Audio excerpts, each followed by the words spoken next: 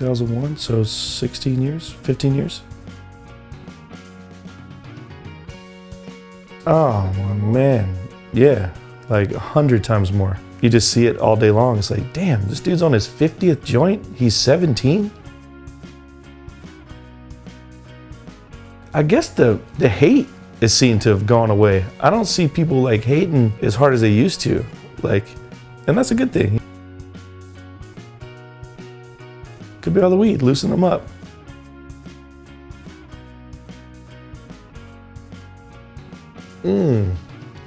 I have to check with Larry. I don't know where he's at. Agenda. He was walking around doing shit. He was pressuring into doing something that he wasn't sure about, but I seen him around at Agenda once or twice.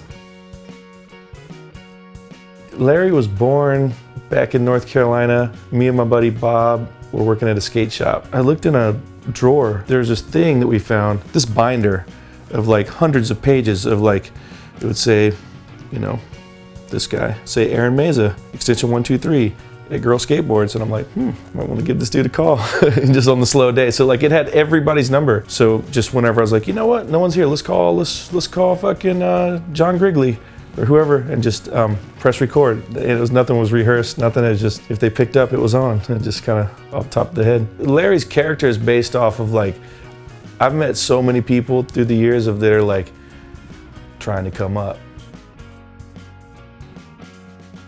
Some people thought it was just stupid, which it is, so it's funny. And then I think a couple people were like, that's racist. And I'm like, dude, this is comedy. This is not like a fucking racial issue here. This is just being an idiot. There was one where we called girl, and I don't know who answered the phone, but we told him we had a big hip hop shoot and we needed a bunch of skaters. And I told him we got Big Hughes down there and he was going to dunk and it was going to a bunch of bitches and they were down. One, it's not just about the fajita. It's like you gotta love the chips. You gotta love the salsa at the place. And then the fajitas come in, they just, you can see them across the room. It's like a party, it's like firecrackers coming in, right? So it's a celebration and then they present it to you and they drop all the other stuff around it. It's like a party and it's just your little party right there. It's like, it's good. You can't really fuck up chicken. The sizzle is the favorite one. It's my go-to.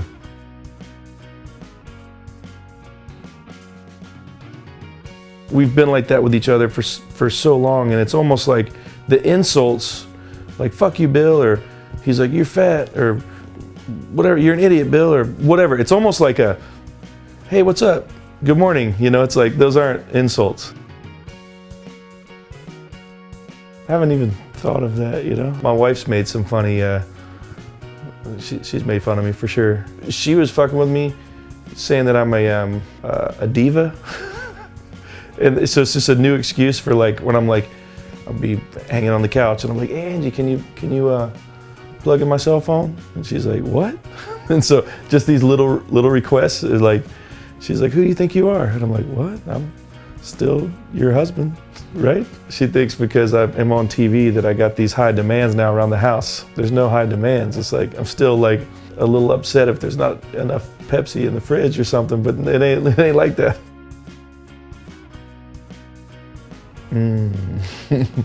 So the gentry rule was this. I was talking shit in a hotel room one night with a bunch of judges. It was the night before the contest. Somebody was like, who's the worst person out there? I said something. It wasn't gentry, I said somebody else, just to like break the ice. And then this person was recording me. So I was like, and you know what else? And I was like, and I automatically deduct 10 points if you got fucking jean shorts on.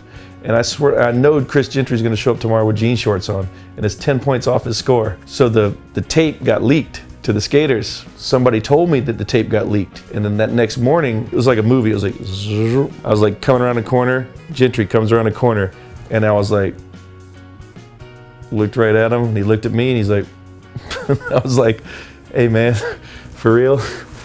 I don't take 10 points off on the jean shorts. He's like, I was gonna ask you about that right fucking now. He was like, is it a fashion show? I'm like, nah, man, I don't care if you got pink shorts on. If you rip, you rip. And he's like, all right, because I don't want us to be doing like a fucking catwalk before the contest. I'm like, nah, I don't want to see that shit either. So it was cool. He was cool about it. Yeah, it was a fucked up thing to say, but it was more fucked up that one of my friends was recording it and leaked it out. And the reason that motherfucker leaked it out is because he got 11th place, didn't make the cut, and was so pissed, he's like, I got the judges on tape talking shit. Does a shove it without hitting the tail count as best? I got that.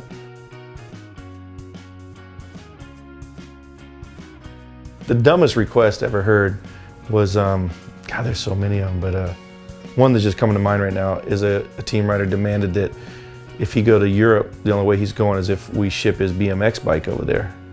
And we're like, not really concerned about your BMX bike. And he's like, well, it looks like I ain't going. And I was like, well, you're going, and fuck your bike. Glad to see you. I had a funny dream and you were wearing